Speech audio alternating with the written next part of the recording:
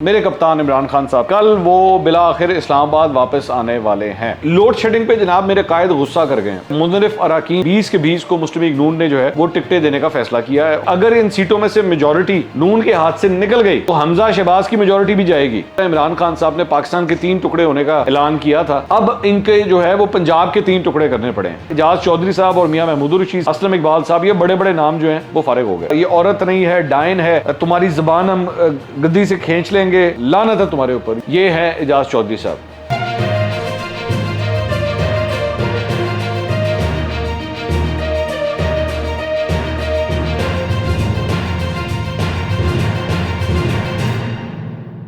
अस्सलाम वालेकुम नाज़रीन, मैं हूं मंसूर अली खान। अपने YouTube चैनल के ऊपर आपको खुशामदीद कहूँगा। सबसे पहले आपसे दरख्वास्त के चैनल को सब्सक्राइब करना मत भूलिएगा और बेल आइकन ज़रूर प्रेस कीजिएगा।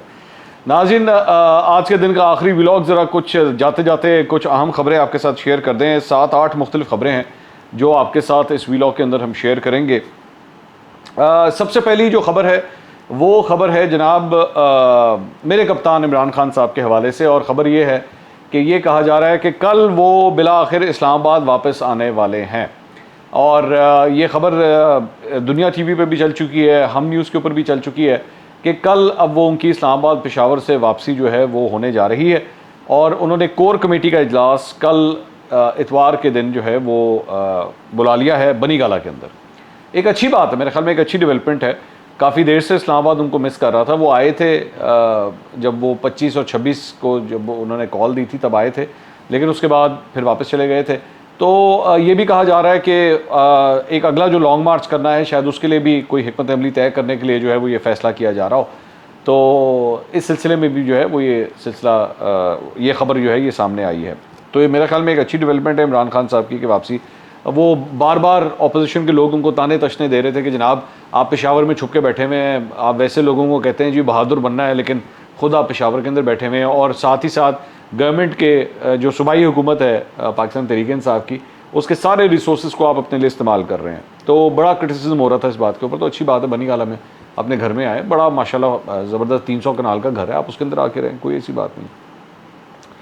इसके अलावा एक और ख़बर जनाब ये है कि लोड शेडिंग पे जनाब मेरे कायद गुस्सा कर गए हैं। बहुत ज़्यादा गुस्सा आ गया जनाब उन्होंने आज ये प्रेस रिलीज़ वगैरह जारी हुई और ये उन्होंने कहा है कि जनाब 2 घंटे से ज़्यादा लोड शेडिंग कहीं पे नहीं होनी चाहिए। ये उन्होंने गुस्सा कर दिया इस बात के ऊपर। अब नॉर्मली ज़ाहिरी बात है मुस्लिम लीग नून के जो चाहने वाले हैं वो इसको कहेंगे बस जी शहबाज शरीफ ने अपनी स्पीड दिखा दी है, शहबाज स्पीड, और अब देखिएगा यूँ काम होता है। मैं इस तरह की माजी के अंदर बहुत सी चीज़ें देख चुका हूँ, और अक्सर औकात जो होता है वो ये ज़रा बहुत ज़्यादा गुस्सा जब आवाम को चढ़ जाए ना, तो उसको ज़रा पैसिफाई करने के लिए भी इस किस्म के बयान दिए जाते हैं। और बताया जा रहा है कि जनाब 5 घंटे आज लोड शेडिंग को ख़त्म करने के लिए इजलास जारी रहा। तो उसके ऊपर मरियम औरंगज़ेब साहिबा ने ट्वीट्स वगैरह भी की हुई हैं, बड़ा तफसील से उसके अंदर लिखा हुआ है। लेकिन बात यह है कि ये सूरत हाल यहाँ तक क्यों पहुँची है। मुझे अच्छी तरह याद है खुर्रम दस्तगीर साहब ने यह ऐलान किया था कि 1 मई के बाद जो है वो कोई लोड शेडिंग नहीं होगी। तो ये 4-5 जून आ चुका है और लोड शेडिंग ने आवाम का बेड़ा गर्क करके रख दिया है। तो अभी भी जो है वो उसके लिए 5 घंटे की मीटिंग जो है हो रही है। अब देखते हैं शहबाज स्पीड जो है वो कितना को हमें नज़र आता है इस सारे मामले के अंदर। इंतज़ार रहेगा इस चीज़ का।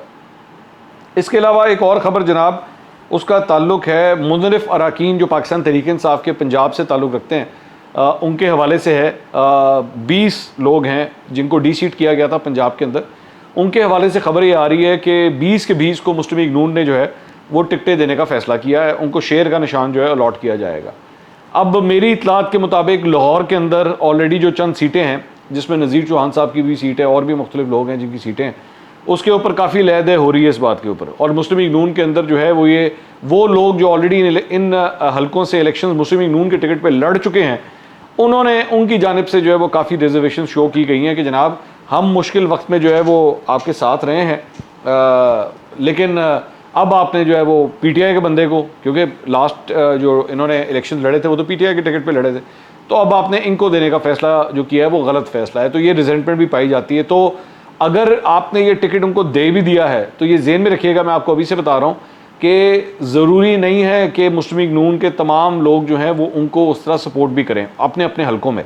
क्योंकि जारी बात है बरादरी का चक्कर होता है, सब कुछ होता है। फिर ये वो लोग हैं जो पीटीआई के टिकट होल्डर्स थे, अब इनको नून का वोट जो है ये एक्सपेक्ट कर रहे हैं। तो पीटीआई का तो टिकट जो वोट था वो नहीं मिलना इनको, जारी बात है, क्योंकि इमरान खान साहब बार बार इसके ऊपर कैंपेन कर चुके हैं कि जी ये लोटे हैं, ये लोटे हैं, तो इसके ऊपर उनको प्रॉब्लम आनी है। नून भी केस की तरफ से भी नाराजगियाँ जो हैं वो आ सकती हैं। तो मुस्लिम लीग नून के लिए बड़ी कैच 22 किस्म की ये पोजीशन है। और ये ज़हन में रखिएगा कि अगर इन सीटों में से मेजॉरिटी नून के हाथ से निकल गई तो हमजा शहबाज की मेजॉरिटी भी जाएगी पंजाब असेंबली से, ये ज़हन में रखिएगा। बड़ी थिन मेजॉरिटी के ऊपर दोनों जमात इस वक्त नून लीग खड़ी हुई है। तो अगर ये 20 सीटों में से मेजॉरिटी पाकिस्तान तहरीक-ए-इंसाफ ले गई तो हमजा शहबाज भी गए, ये भी ज़हन में रखिएगा। तो बड़ा ये क्लोज कॉन्टेस्ट जो है ये होने वाला है, देखते हैं क्या रिजल्ट इसका निकलता है। और ऑब्वियसली अगर नून लीग जो है वो मेजॉरिटी लेने में कामयाब होगी तो हमजा शहबाज काफ़ी हद तक फिर सिक्योर हो जाएंगे। अच्छा, पंजाब के हवाले से जनाब एक बड़ी इंटरेस्टिंग डेवलपमेंट है, और वो डेवलपमेंट ये है कि आज पंजाब के लिए जो है वो नए नामों का ऐलान कर दिया गया है। शफकत महमूद साहब ने कल इस्तीफ़ा दिया था, उस इस्तीफ़े के बाद अब नए नाम जो हैं वो सामने आ गए हैं। ओन अब्बास भप्पी साहब को सदर बना दिया गया है जनूबी पंजाब का पाकिस्तान तहरीक-ए-इंसाफ का। जो वस्ती पंजाब है उसमें हमाद अजहर साहब को जो है वो सेक्रेटरी बनाया गया है, और डॉक्टर यास्मीन राशिद को जो है वो सदर बनाया गया है, और कियानी साहब जो हैं आमिर कियानी साहब, उनको शुमाली पंजाब का जो है वो सदर बना दिया गया है। अब इसमें एक तो इंटरेस्टिंग बात यह है कि आपको याद होगा इमरान खान साहब ने पाकिस्तान के 3 टुकड़े होने का ऐलान किया था कि जी ऐसा हो सकता है, खुदा न खास्ता ऐसा हो सकता है। तो अब इनके जो है वो पंजाब के 3 टुकड़े करने पड़े हैं, ठीक है, क्योंकि इसकी वजह ये थी कि परफॉर्मेंस तो थी नहीं, शफकत महमूद साहब की वजह से इतनी एम्बैरसमेंट थी, कोई परफॉर्मेंस तो थी नहीं। तो इसकी वजह से अब पंजाब के इन्होंने 3 टुकड़े करके जो है ये डिस्ट्रीब्यूशन की है। और नीचे से बप्पी साहब, अब ज़रा पहले ज़रा साउथ की तरफ आ जाएं। साउथ के अंदर बप्पी साहब को आपने बनाया, बड़े अच्छे आदमी है, मैं बड़ी रिस्पेक्ट करता हूँ बप्पी साहब की, बड़े रिस्पेक्टेबल तरीके से हमेशा जब मिलते हैं बड़े अच्छे तरीके से मिलते हैं। लेकिन मेरा यहाँ पे एक सवाल ये है और ਜਿਹੜਾ चन्न वर्गा तुसी वज़ीर आला रखा सी उस्मान बुज़दार साहब, वो भाईजान उनको किस लिए रखा हुआ है आपने उनको किस काम के लिए रखा हुआ है? उनको क्या, उनको कौन सा ओहदा देना है उनको? क्योंकि साउथ के अंदर अगर बप्पी साहब को बनाना पड़ रहा है तो उस्मान बुज़दार साहब को क्या जिम्मेदारियां देनी है? और मज़े की बात यह है कि आपने 12 करोड़ का सूबा, 12 करोड़ लोगों का सूबा उस्मान बुज़दार को आपने दे दिया, लेकिन पीटीआई पंजाब साउथ की जो सदारत थी वो उस्मान बुज़दार को नहीं दी। यानी आपको पंजाब इस बंदे को देना सूटेबल था कि ये सूबे के साथ जो मर्जी करें, लेकिन अपनी पार्टी की जहाँ पे बात आई है तो वहाँ पे दूसरे बंदे को आपने दे दिया। बंदा बहुत अच्छा है, ओन अब्बास भप्पी साहब बड़े अच्छे आदमी हैं, बड़े शरीफ सॉफ्ट स्पोकन आदमी हैं, लेकिन तो इससे पता लगता है कि बुज़दार साहब जो है वो आपकी पार्टी के अंदर क्या अहमियत रखते हैं और उनकी क्या परफॉर्मेंस है। आपको पता है इस बात का कि वो भी बंदा नहीं निकाल सकेंगे, you know it very well. तो एक तो ये बात होगी। दूसरा अब आ जाए इनके ऊपर, ये जो डॉक्टर यास्मीन राशिद, मेरा ख्याल में डॉक्टर यास्मीन राशिद एक बहुत अच्छी चॉइस हैं, बड़ी अच्छी खातून है, मैं उनकी हमेशा ही तारीफ़ करता हूँ। दबंग खातून है, बड़े जिगरे के साथ जो है उन्होंने उस दिन 25 तारीख को जो है अपनी गाड़ी के अंदर उस प्रोटेस्ट के अंदर पुलिस वालों के बीच में वो गाड़ी लेकर गई। गाड़ी को बहुत नुकसान पहुँचा, सब कुछ हुआ, लेकिन काश यही स्टेप आपने 2018 में उठाया होता और इसी सूबे को जो है वो इस खातून को दे दिया होता तो आज सूरत हाल ही बहुत मुख्तलिफ होनी थी। लेकिन चलें, अच्छी बात है।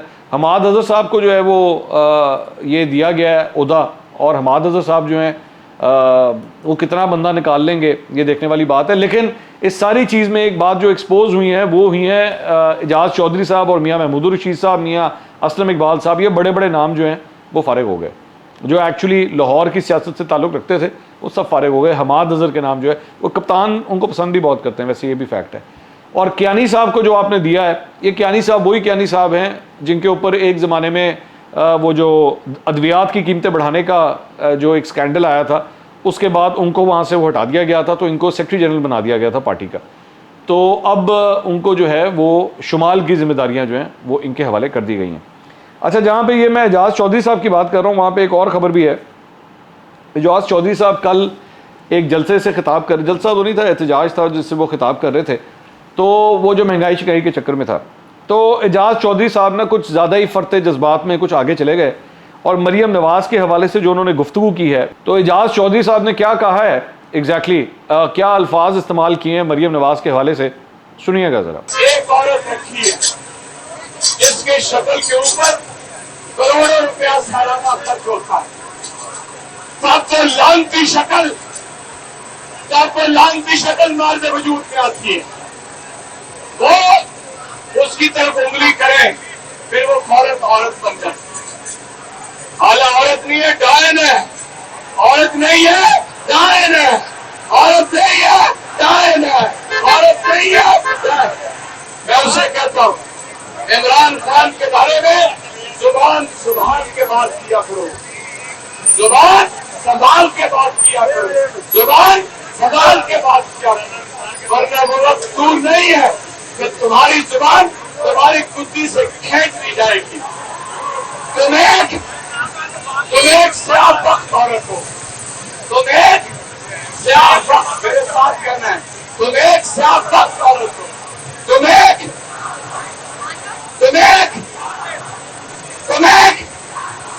लानत है तुम्हारे ऊपर, और लानत है तुम्हारे बुढ़ाए बाप के ऊपर, लानत है तुम्हारे मफलूर बाप के ऊपर, लानत है तुम्हारे मफलूर भाइयों के ऊपर। तो जनाब ये आपने इनको गुफ्तगू सुनी कि जी अपने शक्ल पे करोड़ों रुपया खर्च होता है, ये औरत नहीं है, डायन है, तुम्हारी ज़बान हम गद्दी से खींच लेंगे और लानत है तुम्हारे ऊपर। ये जनाब ये है एजाज चौधरी साहब। अब ये क्यों ये सेंटिमेंट एजाज चौधरी साहब को हुआ कि ये मतलब वैसे अगर आप इनसे मिलें तो बड़े सॉफ्ट स्पोकन किस्म के आदमी हैं, हुआ के सेनेटर हैं ये एजाज चौधरी साहब। एक तो अली अमीन गंडापुर ने इस किस्म की ज़बान इस्तेमाल की थी, आपको याद होगा जब आज़ाद कश्मीर के अंदर इलेक्शन हो रहे थे, एग्जैक्टली इस किस्म की लैंग्वेज यूज़ की थी। तो वो ज़ाहिर बात है कप्तान को तो बड़ी पसंद है। तो एजाज चौधरी साहब ने अब ये क्यों किया है, इसकी रीज़न मुझे ये लगता है, एक तो एजाज चौधरी साहब पे बड़ा प्रेशर था इस बात का कि जनाब 25 वाले दिन आपकी परफॉर्मेंस क्या थी, 25 तारीख को किस किस्म की परफॉर्मेंस दिखाई है आपने। एक तो इस बात का बहुत प्रेशर था कि जनाब आप इतने सीनियर पॉलिटिशियन है, बंदे आप निकाल नहीं सके, ऊपर से आप गिरफ्तार भी हो गए, ठीक है, एक तो ये चीज़। और दूसरा जिस चीज़ का प्रेशर था, जो मैं ये समझता हूँ, ये जो ज़िमनी इंतखाबात हो रहे हैं, जिसका थोड़ी देर पहले मैं आपको बता रहा था कि तमाम मुनरिफ अराकीन को जो है वो टिकटें देने का फैसला कर लिया गया है। उन मुनरिफ अराकीन का मुकाबला जिन लोगों से होना है, वहाँ पे PP 167 में एजाज चौधरी साहब अपने बेटे अली चौधरी को टिकट दिलवाना चाहते हैं, अपने बेटे को। और अपने बेटे को जो है ये पॉलिटिक्स में ला तो चुके हैं, लेकिन अब उनको टिकट भी दिलवाना चाह रहे हैं। ये वही अली चौधरी हैं जिन्होंने यहाँ पे जब परवेज़ मलिक साहब की जब सीट खाली हुई थी, मुस्लिम लीग नून के जो MNA थे, तो शाइस्ता परवेज़ मलिक ने उनकी जगह पे, अपने शौहर की जगह पे वो इलेक्शन लड़ा था। तो वहाँ पे जमशेद चीमा जो है वो इलेक्शन लड़ना चाह रहे थे, लेकिन उनका और उनकी जो अहलिया थी मुसरत जमशेद चीमा, दोनों के कागजात जो है वो रिजेक्ट हो गए थे।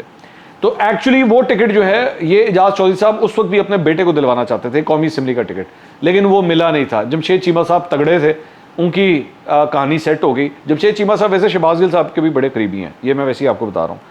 तो अली चौधरी साहब को जो है वो अब ये PP 167 का टिकट जो है वो दिलवाना चाह रहे हैं। तो मेरा ख्याल में एजाज चौधरी साहब ने कहा कि एक ही तरीका है, ज़रा मैं खान साहब की गुड बुक्स में आऊँ। परफॉर्मेंस तो 25 तारीख को अच्छी नहीं थी, अब गुड बुक्स में आने का तरीका यही है कि मरियम के अगेंस्ट जो है ना वो आप इस किस्म की ज़बान इस्तेमाल करें। अच्छा, सियासत में बुरी से बुरी और गंदी से गंदी ज़बान इस्तेमाल होती है, मैं जानता हूँ इस बात को, और दोनों साइड से होती है, लेकिन फिर भी इस बात का लिहाज किया जाता है कि आप एक खातून के बारे में, एक औरत के बारे में बात कर रहे हैं। आप वैसे करप्शन के इल्ज़ाम लगाएं, परफॉर्मेंस के इल्ज़ाम लगाएं, मौरूसी सियासत, अब मौरूसी सियासत पे आप किस तरह इल्ज़ाम लगाएंगे? आप तो अपने बेटे को टिकट दिलवा रहे हैं, तो आप मौरूसी सियासत का इल्ज़ाम किस तरह लगाएंगे? तो मैं आप वैसे और दुनिया जहान के इल्ज़ाम लगाएं, लेकिन उसकी शक्ल के ऊपर बैठ के इस किस्म की बातें करना, और हम तुम्हारी ज़बान खींच लेंगे, तुम डायन हो, लानत है तुम पर, तो ये क्या गुफ्तगू है? ये किस किस्म की गुफ्तगू है? ये क्या पॉलिटिक्स आप सिखा रहे हैं? और उसके बाद आप ही के साहबजादे जो हैं वो आगे आने वाले हैं। मैंने वैसे सुना है कि साहबजादे इनके काफ़ी पढ़े लिखे शख्स हैं, लेकिन आई होप कि अपने वालिद साहब की ये इंस्टिंक्ट जो है वो कम से कम ना साथ लेकर आएँ। तो ये तो सूरत हाल थी इस हवाले से। इसके अलावा एक और ख़बर जो है वो मुस्लिम लीग नून और पाकिस्तान पीपल्स पार्टी के हवाले से। जी वहाँ पे सब कुछ ठीक नहीं है, पंजाब के अंदर सब कुछ ठीक नहीं है। पाकिस्तान पीपल्स पार्टी के लोगों को अभी तक पोर्टफोलियोज़ नहीं मिले हैं। दो जो मिनिस्टर्स ऑलरेडी ओथ उठा चुके हैं, उनको पोर्टफोलियोज़ नहीं मिले हैं। इसकी वजह ये कि वहाँ पे हसन मुर्तज़ा जो है वो सीनियर मिनिस्टर का ओहदा तो चाहते ही हैं, साथ ही साथ इनको एग्रीकल्चर दिया जा रहा है और वो जो है वो CNW जो है वो मांग रहे हैं कि जी मुझे वो चाहिए, लेकिन मुस्लिम लीग नून उनको वो नहीं दे रही। पाकिस्तान पीपल्स पार्टी बहुत नाराज़ है इस बात के ऊपर और इसीलिए जो अगला फेज़ है इलेक्शंस वो मिनिस्टर्स का, जो दूसरा मरला है वो हो ही नहीं पा रहा क्योंकि पीपल्स पार्टी नाराज़ बैठी हुई है। और साथ ही साथ मेरी जो चंद राय से बात हुई, उन्होंने कहा जी ये शायद हमजा शहबाज जो है वही वाला फॉर्मूला अपनाने लगे जो इनके वालिद साहब अपनाते थे कि ज़्यादातर बड़े बड़े महकमे अपने पास रख लेते थे, होते थे काबीना के अंदर लोग, लेकिन खुद वो लंबी चौड़ी एक फहरिस्त होती थी पोर्टफोलियोज़ की जो उन्होंने अपने पास रखी होती थी। तो शायद हमजा शहबाज भी जो है वो यही करना चाह रहे हैं। तो उन्होंने साथ जो मेरी सोर्स ने मुझे ये बात कही, उन्होंने कहा कि जी देखें पाकिस्तान पीपल्स पार्टी ने ये दोनों बाप बेटा जो है इनको ओहदों तक पहुँचाया है, हमने पहुँचाया। हाँ, एक को वज़ीर आज़म बनाया, एक को वज़ीर आला बनाया, लेकिन आप ये देखें हमारे साथ कितनी ज़्यादती कर रहे हैं। तो पाकिस्तान पीपल्स पार्टी जो है वो कोई ज़्यादा खुश नहीं है, ये मैं आपको खबर दे रहा हूँ। एक और खबर जो है वो ये है कि नए चेयरमैन नैब के हवाले से 3 और नाम जो हैं वो अब गर्दिश करना शुरू हो गए हैं। वो 3 नाम हैं जी, साबिक DGIB आफ्ताब सुल्तान साहब, इनका नाम आ रहा है। ये मुस्लिम लीग नून के दौर में पहले DGIB हुआ करते थे और बड़ी अच्छी शोहरत थी उस वक्त उनकी मुस्लिम लीग नून के साथ। उस वक्त चौधरी निसार चूँकि वज़ीर दाखिला थे, उनके साथ उनकी बड़ी अच्छी कोऑर्डिनेशन हुआ करती थी। तो आफ्ताब सुल्तान साहब का नाम आ रहा है, इखलाक अहमद तारड़ साहब का नाम आ रहा है, ये भी फॉर्मर ब्यूरोक्रेट हैं। और जहांजेब खान साहब, जहांजेब खान जो है वो साबिक चेयरमैन FPR हैं और बल्कि पाकिस्तान तहरीक इंसाफ के दौर में भी वो चेयरमैन FPR रह चुके हैं। तो इन 3 लोगों के नाम भी जो हैं वो अब चेयरमैन नैब के लिए आ रहे हैं। लेकिन मकबूल बाकर साहब, इस नाम के ऊपर पाकिस्तान पीपल्स पार्टी अटकी हुई है और जरदारी साहब जो हैं वो मकबूल बाकर, साबिक जस्टिस मकबूल बाकर को जो है वो बनवाना चाहते हैं चेयरमैन नैब, लेकिन मुस्लिम लीग नून जो है उसको रजिस्ट कर रही है। तो ये अब तक की जनाब खबरें थी जो हमने सोचा कि दिन के आखिर में जो है वो आपके साथ शेयर की जाए। अगले व्लॉग में दोबारा मुलाकात होगी। अल्लाह हाफ़िज़।